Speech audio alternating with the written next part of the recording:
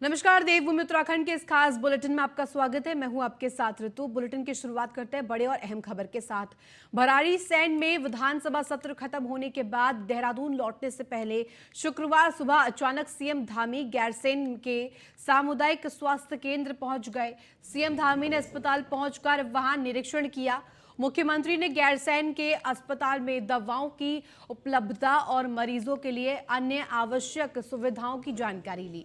आपको बता दें कि डॉक्टरों और मरीजों से भी सीएम धामी ने बातचीत की। सीएम ने कहा कि उत्तराखंड में खासकर राज्य के पहाड़ी इलाकों में स्वास्थ्य व्यवस्थाओं को सुधारने का काम हमारी सबसे बड़ी और पहली प्राथमिकता है।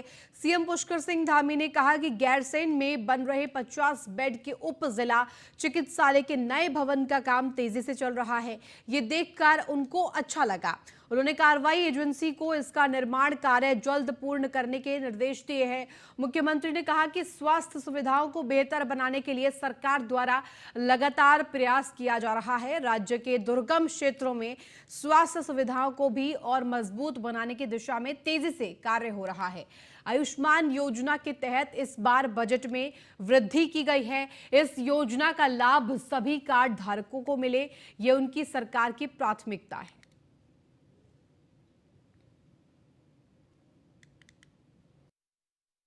स्वास्थ्य सुविधाएं हमारी सरकार की प्राथमिकता है और उसको लेकर जहां हम लोगों ने इस बार के सामान्य बजट में भी काफ़ी प्रावधान किया है। आयुष्मान योजना उत्तराखंड के अंदर बहुत अच्छे तरीके से चल रही है और हमारी कोशिश है कि एक भी कार्ड धारक, जो भी आयुष्मान का कार्ड धारक है, उसको सरकारी अस्पताल हो, प्राइवेट अस्पताल हो, सभी में ठीक से सुविधाएं मिलें। इस क्रम में यहाँ भी मैंने आकर देखा है, इस हॉस्पिटल में सभी व्यवस्थाओं को ठीक प्रकार से, नई बिल्डिंग भी यहाँ पर बन रही है। वही गैरसैंण के भराड़ीसैंण विधानसभा में सीएम पुष्कर सिंह धामी ने बड़ा ऐलान किया है। आपको बता दें, दरअसल सीएम धामी ने देहरादून में पथराव के दौरान छात्रों पर दर्ज हुए मुकदमों को वापस लेने की बात कही है। साथ ही कांग्रेस को नसीहत देते हुए कहा कि युवाओं को सड़कों पर ना उतारे। सीएम पुष्कर सिंह धामी ने कहा कि युवा ही हमारा भविष्य है और हमारी सरकार उनके हितों के लिए प्रतिबद्ध है। इसके साथ ही सीएम धामी ने विपक्ष से आग्रह किया है कि नकल विरोधी कानून का विरोध करने के चलते युवाओं को सड़कों पर ना उतारे, क्योंकि सरकार युवाओं के बेहतर भविष्य के लिए सरकार नकल विरोधी कानून लेकर आई है।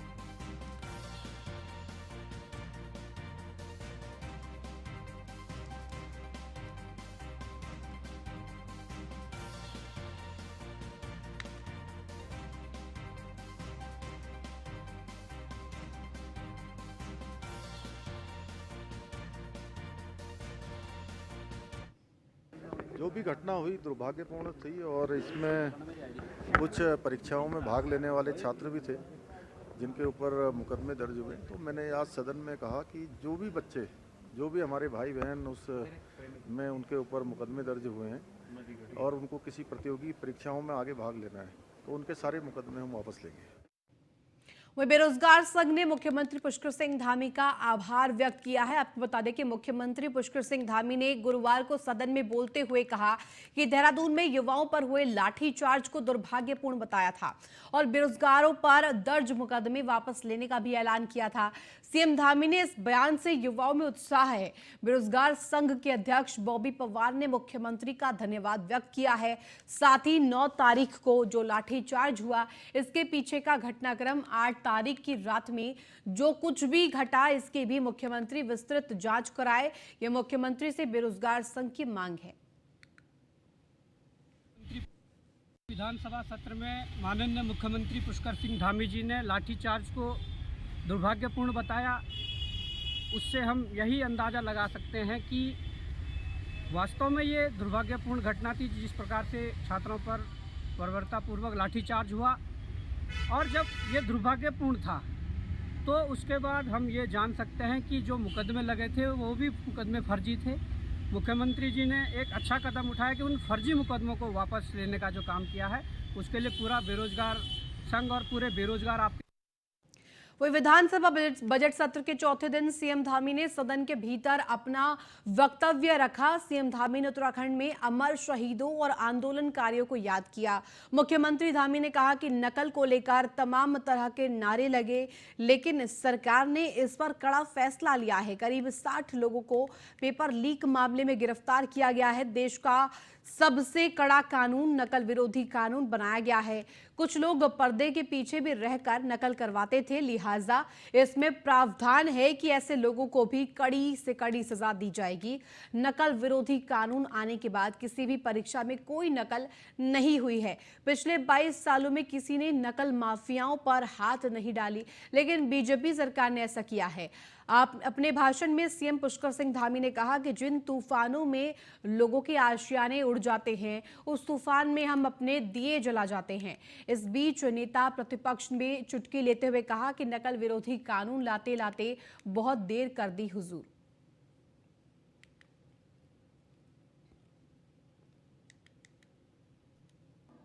हमने भर्ती माफियाओं के खिलाफ सख्त कार्रवाई की है और विभिन्न प्रतियोगी परीक्षाओं में धांधली करने वाले, चाहे वो जिस स्तर का भी रहा हो, जब से हमारे संज्ञान में आया, हमने 60 से भी ज्यादा लोगों को जेल की सलाखों के पीछे भेजने का काम किया है। और ये कोई भर्ती प्रक्रिया में नकल, भर्ती प्रक्रिया में पर्चा लीक हो जाना, पेन ड्राइव पर पूरा पेपर आ जाना, क्वेश्चन बैंक चला जाना, ये आज की घटना नहीं है। ये 2014-15 के कालखंड से ये चल रहा था, लगातार चल रहा था। और मैं उनका नाम भी नहीं लेना चाहता हूं जिन लोगों ने लोगों की नियुक्ति करी, मैं आलोचना भी नहीं करना चाहता हूं। लेकिन मेरे पास जब मामला आया तो हमने कहा पीछे जो भी हुआ होगा, एक गोपाल सिंह राणा जी पीछे बैठे हैं, एक बार इनके विधायक बनने के बाद मैं खटीमा का विधायक हूं, तो ये मिल गए मुझे। मैंने कहा भाई साहब, अब मैं आपका उत्तराधिकारी हूं, यहाँ का जो भी काम आपने छोड़ रखे हैं वो भी पूरे करूंगा, और जो काम आपने सोचे थे उन कामों को भी आगे बढ़ाऊंगा, और कोई कहीं गलती हो रही है तो उसको सुधारने का काम भी मैं करूंगा। तो ऐसे ही जो पहले से जो काम चल रहे थे उनको हमने सोचा कि उनको ठीक करें, और देश का सबसे कड़ा कानून, नकल विरोधी कानून हमने यहां पर बनाया। और इतना ही नहीं, इस कानून में प्रावधान किया गया है कि अगर कोई नकल कराते हुए पकड़ा जाएगा, जो भी माफिया तंत्र होगा, उसको उम्र कैद तक की सजा का इसमें प्रावधान है। जो पहली बार पकड़ा जाएगा, दूसरी बार पकड़ा जाएगा, एक बार में 3 साल की, दूसरे बार में 10 साल तक उसको किसी परीक्षा में भाग लेने का कोई अवसर नहीं होगा। और जितनी संपत्ति है वो सारी की सारी संपत्ति जब्त हो जाएगी। मदन दा, इसको सीरियसली सुन लो, फिर मत कहना कि पेपर लीक है। तो उम्र कैद तक की सजा का प्रावधान है, पूरी संपत्ति जब्त करने का इसमें प्रावधान है। और हाँ, ये जरूर है, कुछ लोग पर्दे के पीछे रह के भी नकल करवाते थे, उनको भी इसमें, इस नकल कानून में यह भी प्रावधान किया गया है कि अप्रत्यक्ष रूप से भी कोई नकल करवाते हुए पकड़ा जाएगा तो उसके खिलाफ भी कड़ी कार्रवाई होगी। इसके पीछे एक ही हेतु है कि पूरी पारदर्शिता, समयबद्धता और परीक्षाओं का आयोजन हो। 3 परीक्षाओं का सफलतापूर्वक आयोजन किया जा चुका है और आगे छात्रों को किसी भी प्रकार से देरी का सामना न करना पड़े। हमारे बेटे बेटियों को, भाई बहनों को, उनका समय बर्बाद न हो, इसलिए इसका कैलेंडर भी जारी हो गया है। कैलेंडर के अनुरूप सारी भर्ती परीक्षाएं होंगी और निष्पक्ष होंगी। मैं दावे के साथ सदन में कह सकता हूं कि अभी तक नकल कानून आने के बाद किसी भी परीक्षा में कोई भी नकल नहीं हुई, कोई नकल नहीं हुई। और गैरसैंण में धामी सरकार के क्या कुछ बड़े फैसले रहे, आपको बताएंगे। 77,407 करोड़ का बजट पास कराया गया। नकल विरोधी अध्यादेश कानून को एक्ट के रूप में मंजूरी मिली और जोशीमठ में आपदा राहत के लिए 1000 करोड़ का बजट मंजूर किया गया है। आपको बता दें कि बेरोजगारों पर दर्ज मुकदमे उत्तराखंड सरकार वापस लेगी और इसी क्रम में आपको बता दें कि परीक्षा में शामिल होने वाले युवाओं से केस वापस होंगे। खासा बात ये भी रही कि अयोध्या धाम में उत्तराखंड का एक भव्य भवन बनाया जाएगा। गैरसैंण में साल भर काम हो, इसके लिए सीएम स्पीकर से बात करके रणनीति बनाएंगे। गैरसैंण में अवस्थापना विकास के लिए तत्काल बजट रिलीज किया जाएगा। और आगे इसी क्रम में बड़े ऐलानों में गैरसैंण में धामी कैबिनेट ने पर्यटन नीति 2023 को मंजूरी दे दी है। विधवा पुत्र वधू भी मृतक आश्रित में शामिल करने को मंजूरी दी गई है कैबिनेट की तरफ से। और विधायक निधि को 3 करोड़ 75 लाख से बढ़ाकर 5 करोड़ किया गया है। और आगे राज्य आंदोलन कार्यों को 10% क्षैतिज आरक्षण का प्रस्ताव फिर से राजभवन भेजा गया। ये तमाम बड़ी बातें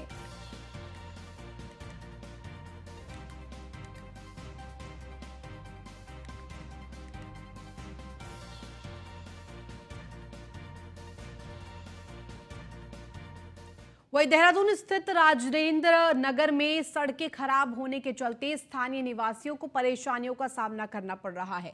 लेकिन सड़क का निर्माण कार्य पूरे होने के बाद लोगों में खुशी की लहर है। कैबिनेट मंत्री गणेश जोशी मौके का मुआयना करने के लिए राजेंद्र नगर पहुंचे, जहां उन्होंने सड़क निर्माण कार्य पर कुछ शिकायतों से स्थानीय निवासियों द्वारा अवगत करवाया गया, जिसके बाद संबंधित अधिकारियों को दिशा निर्देश देते हुए कड़ी फटकार कैबिनेट मंत्री ने लगाई। मंत्री गणेश जोशी का कहना है कि इस सड़क का निर्माण कार्य पूरा होने के बाद अब लोगों की परेशानियां दूर हो सकेंगी।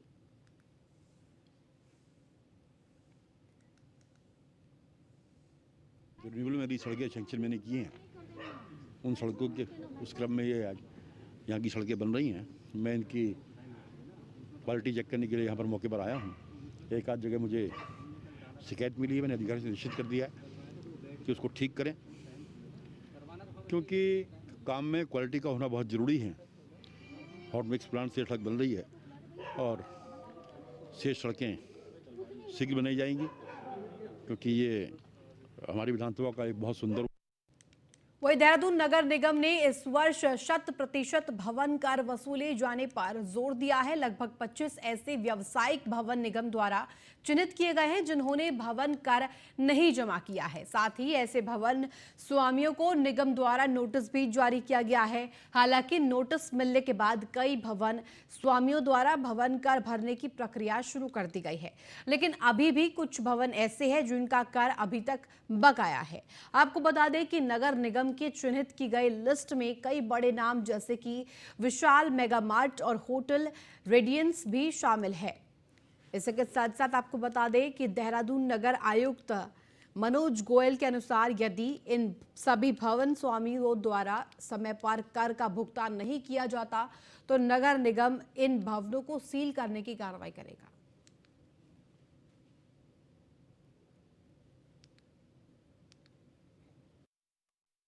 काफ़ी संपत्तियां हैं वर्तमान में 20 से 25 जो अधिक भवन कर वाली जिनका सबसे ज़्यादा भवन कर लंबित हैं, उन संपत्तियों पे कार्रवाई चालू की गई है और उनको वारंट इशू करना का काम जो है टैक्स अनुभाग के द्वारा किया गया है। और इसी क्रम में कुछ लोगों ने जमा करने शुरू भी कर दिए हैं। यदि बाकी लोगों के द्वारा जमा नहीं किए जाते हैं तो इसमें सीलिंग इत्यादि की कार्रवाई भी। वहीं कोतवाली मसूरी पुलिस ने 6 साल से गैंगरेप और हत्या मामले में फरार 25,000 के इनामी आरोपी को गिरफ्तार किया है। आरोपी की गिरफ्तारी बिहार में नेपाल सीमा से की गई है। मसूरी कोतवाल के मुताबिक आरोपी ने अपने 9 साथियों के साथ मिलकर युवती का गैंगरेप किया था। उसके बाद गला दबाकर हत्या कर दी गई थी। उसके चेहरे पर तेजाब डालकर उसकी पहचान छुपाने का भी प्रयास किया गया। 7 आरोपियों को पुलिस ने अलग अलग स्थानों से गिरफ्तार कर जेल भेजा। 2 आरोपी बिट्टू और जयकरण भगत लगातार अपनी गिरफ्तारी से बचने के लिए फरार चल रहे थे, लेकिन मुखबिर की सूचना पर 15 मार्च को इनामी बिट्टू साहनी को सीतामढ़ी बिहार से गिरफ्तार किया गया है। आरोपी को स्थानीय न्यायालय में पेश किया गया, जहां उसे ट्रांजिट रिमांड पर देहरादून लाया गया। थोड़ा पीछे रहो सर, आप भी चले जाओ। पुलिस महानिदेशक उत्तराखंड महोदय की तरफ से एक अभियान चलाया गया था जिसमें सारे जघन्य अपराधी हैं, इनामी बदमाश हैं और गैंगस्टर में जो गैंग में उनके विरुद्ध लगातार कार्रवाई के लिए एक अभियान चलाया जा रहा था। उसी अभियान में का भी एक हिस्सा है। यहाँ थाना मसूरी में सन 2017 में एक अज्ञात बालिका का शव मिला था, पहचान हुई उसकी। उसके बाद उस पर मुकदमा कायम हुआ। विवेचना में कुल मिला के 9 फरार अभियुक्त नजर आए, वो प्रकाश में आए थे। उनको अलग अलग स्थानों से अब तक गिरफ्तार किया जाए। वहीं नैनीताल में अवैध निर्माण के ध्वस्तीकरण के लिए प्राधिकरण की टीम शुक्रवार को राजमहल कंपाउंड पहुंची, जहां अवैध रूप से बनाए गए रहीश अंसारी के 4 मंजिल मकान पर ध्वस्तीकरण की कार्रवाई की गई। जिला झील विकास प्राधिकरण, पालिका प्रशासन और पुलिस प्रशासन की संयुक्त टीम से अवैध निर्माण कार्यों पर ध्वस्तीकरण की कार्रवाई की गई। आपको बता दें कि प्राधिकरण सचिव पंकज उपाध्याय ने यह बताया है कि अवैध निर्माण का ध्वस्तीकरण किया गया है। इनको पहले ही नोटिस जारी कर दिए गए थे, लेकिन नोटिस के बाद भी निर्माणकर्ताओं द्वारा अपने अवैध निर्माण को ध्वस्त नहीं किया गया, जिसके बाद प्राधिकरण की टीम ने अभियान चलाकर निर्माण को ध्वस्त कर दिया। आगे भी ये कार्रवाई की जाएगी। बेल्ट में बनाया गया भवन है, जिसमें पूर्व में प्राधिकरण ने चालान किया था, ध्वस्तीकरण की कार्रवाई भी की थी। उसके बाद इन्होंने निर्माण किया, पुनः चालान हुआ, सीलिंग कार्रवाई, ध्वस्तीकरण के आदेश हुए। ध्वस्तीकरण की कार्रवाई की इम्प्लीमेंटेशन के दौरान संबंधित लोग फिर से अपील में गए। अपीली न्यायालय ने अपील खारिज किया, फिर ये हाईकोर्ट भी गए। हाईकोर्ट में एक लंबी सुनवाई हुई है, जिसके बाद अंतिम निशान हो चुका है। इस बीच हमने, चूँकि स्थगन आदेश नहीं था, तो हमने इसमें आज की तिथि नियत करी थी और आज की तिथि के पहले ही माननीय उच्च न्यायालय में अंतिम निर्णय हो चुका है। वहीं उधम सिंह नगर के जिला मुख्यालय रुद्रपुर में अब तक का सबसे बड़ा अतिक्रमण हटाओ अभियान चल रहा है। NHAI के 4 बुलडोजर हाईवे के किनारे राम मनोहर मार्केट की दुकानों को गिरा रहे हैं। जिले के तमाम बड़े नेताओं को नजरबंद कर दिया गया है। किच्छा विधायक तिलक राज बेहड़ के बेटे गौरव बेहड़ को हिरासत में भी लिया गया है। विरोध के चलते भारी पुलिस फोर्स को तैनात किया गया है। आपको बता दें कि तमाम अधिकारी मौके पर उपस्थित है, जिसके अलावा SDRF की भी टीम मौके पर मौजूद रही। दुकानदारों को कई बार NHAI ने नोटिस थमाकर अतिक्रमण हटाने को कहा था, मगर कोई असर नहीं पड़ा। रामनगर में 28 से 30 मार्च तक प्रस्तावित G20 बैठक के मद्देनजर प्रशासन अतिक्रमण पर सख्त हो गया है। NHAI ने जिला प्रशासन से हाईवे 87 से अतिक्रमण हटाने में सहयोग मांगा। अतिक्रमण हटाने के विरोध में करीब 1 सप्ताह पहले दुकानें बंद कर चाबी विधायक शिव अरोड़ा के सुपुर्द कर दी गई थी। लगातार जो व्यापारियों का प्रदर्शन रहा था वो नाकाम साबित हो गया और बुलडोज़र यहां पर चल गया। मैं आपको तस्वीरें दिखा रहा हूं रुद्रपुर के बस स्टैंड की, जहां पर आज सुबह ही बुलडोज़र चला है और जो व्यापारियों का दुकानें वो जो है बुलडोज़र ने नष्ट कर दिए हैं। मैं आपको बता दूं, व्यापारियों का संघर्ष रहा नाकाम। प्रशासन ने चलाया पीला पंजा, उजड़ गई राम मनोहर लोहिया की दुकानें।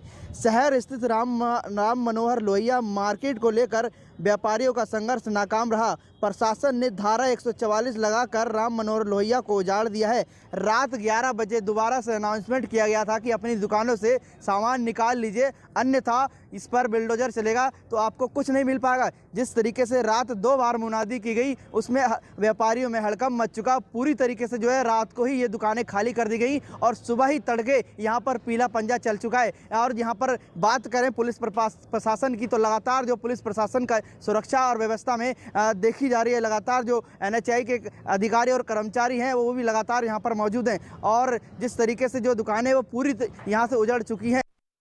वहीं रुड़की के नेहरू स्टेडियम में शुक्रवार को all India tennis ball cricket championship का आगाज हो गया। जिलाधिकारी हरिद्वार विनय शंकर पांडे ने इसका शुभारंभ किया। बता दें कि ये प्रतियोगिता 17 से 19 मार्च तक चलेगी। इसमें देश भर की 19 टीमें हिस्सा ले रही हैं।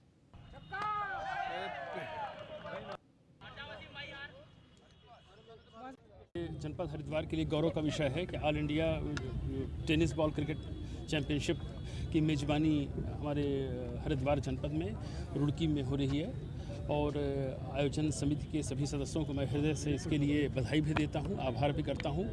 देखिए, कोई भी एसोसिएशन हो, कोई भी नेशनल चैम्पियनशिप हो, अगर उसकी मेज़बानी जिस स्थान को मिलती है तो उस स्थान के लिए बड़े ही गौरव की बात होती है। 19 टीमों का इसमें प्रतिभाग भी हो रहा है, तो आप मान सकते हैं कि ऑलमोस्ट पूरे इंडिया का इसमें लगभग रिप्रेजेंटेशन हो रहा है। कुछ टीमें बता रहे हैं भी और रास्ते।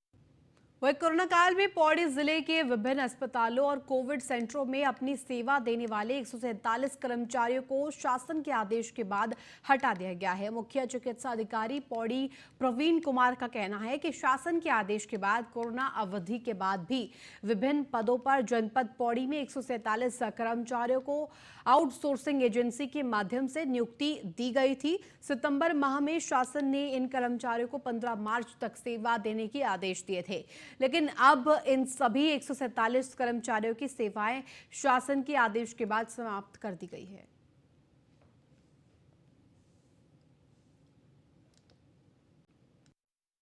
कोविड के दौरान जो है काफ़ी कर्मचारी रखे गए थे, ज़रूरत भी थी।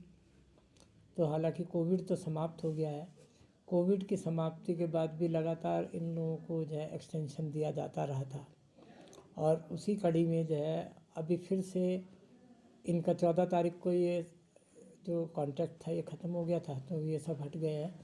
बाकी फिर भी जो है राज्य स्तर पे फिर आकलन किया जा रहा है कि इनमें से कितनों की अभी आवश्यकता है और कितनों को रखा जाए। तो उसके बाद जो भी शासन का निर्णय होगा उसके बाद इनको फिर से आगे रखा भी जा सकता है।